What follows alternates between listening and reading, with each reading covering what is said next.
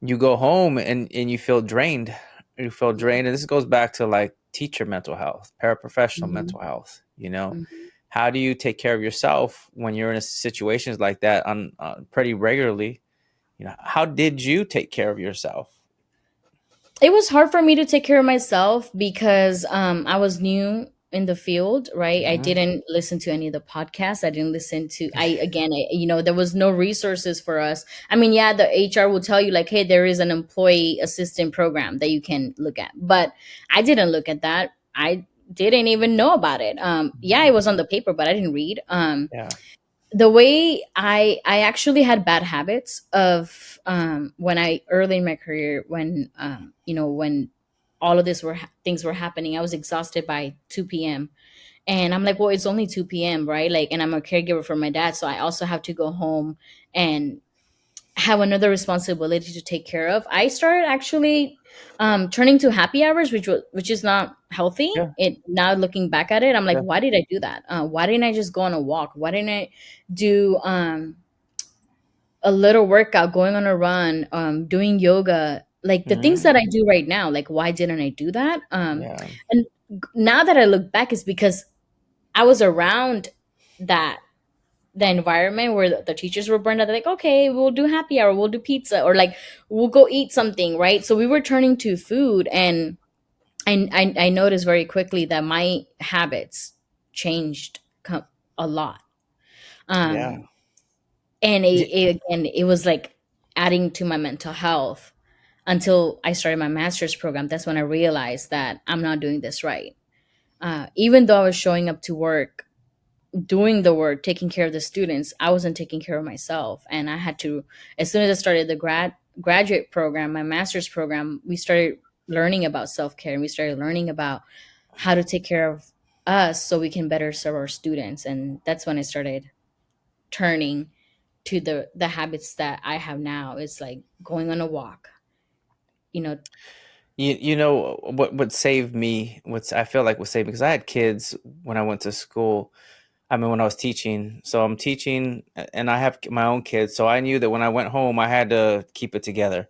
And a lot of my friends in you know where I work, they went to happy hour all the time. They're like, "Oh, happy hour every day. Every day was like a happy. Oh, for this reason, happy hour. For this reason, happy hour." And I was like, "Oh no, I got to take my son to baseball practice. Oh no, my daughter has a drill team meet, so I have to go to the drill team practice. I have to go to drill team competition, or you know, Right. like I would just say like I can't do it because I have this responsibility. And because of that responsibility, I felt like it kept me from going down the wrong path. Because all of my friends were like, "Oh, let's go hang out," and then they come back and they have these great stories, and I'm like, I'm not, I wasn't part of that, you know, like whatever. You know? Right.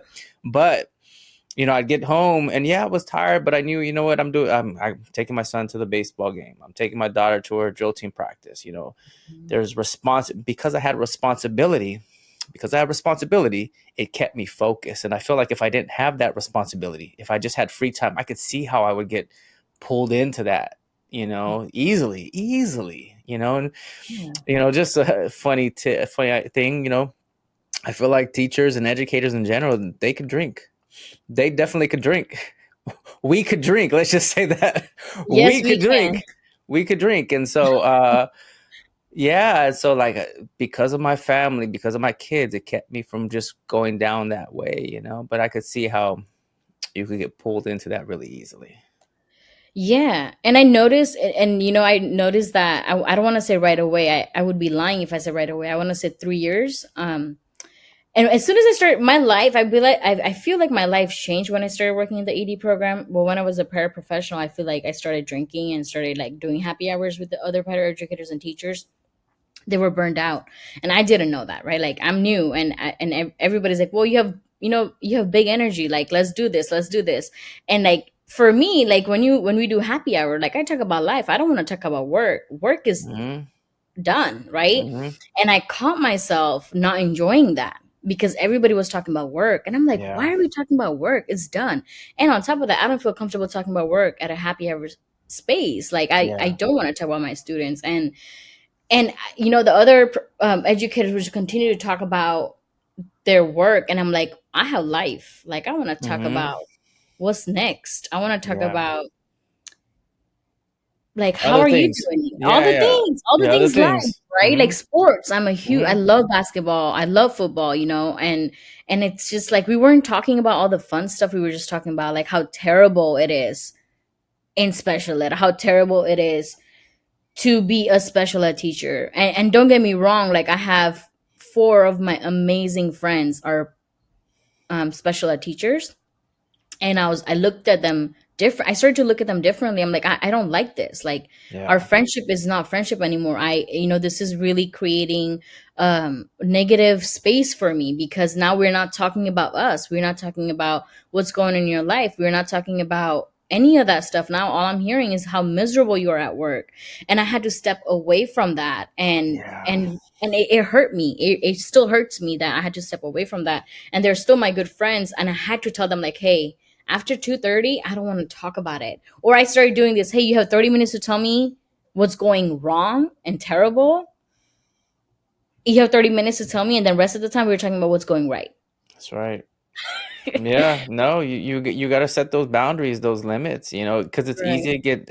it's easy to get stuck in an hour, like hours long of talking about how terrible things are at work, how terrible the parents are, the kids are, your administration, how terrible the school is, how terrible the school system is, everything, how terrible everything is. And that conversation could last hours at a happy hour.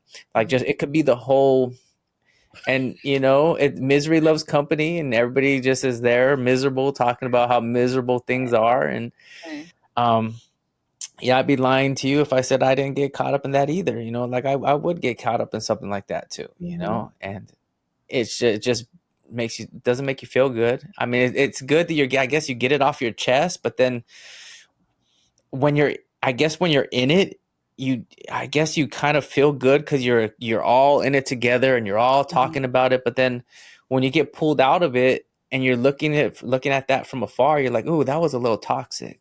That was I shouldn't have been doing I shouldn't have been talking like that. I should have been partaking in something like No. that.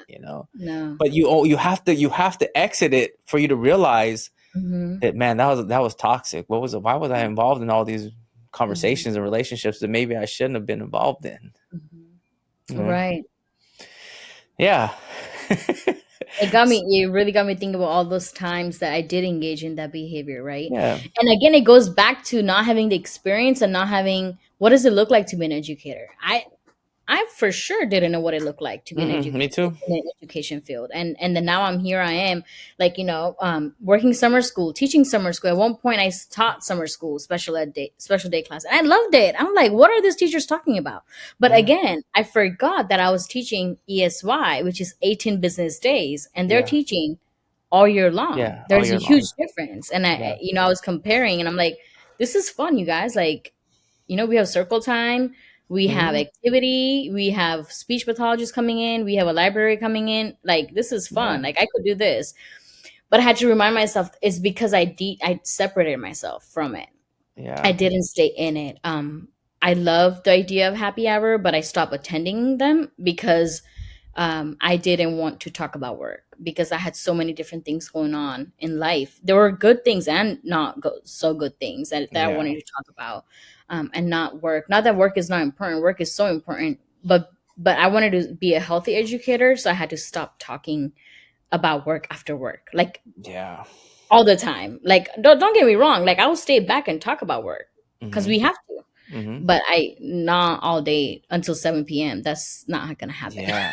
Or all day until the morning. Right, So right. if you stay late at the happy hour, it's gonna be all day until the morning, like 12, 1. It's gonna be a Yeah, long time. So you're right. yeah. Mhm. But moving forward, though, we're over here we're over here airing all of our like things. But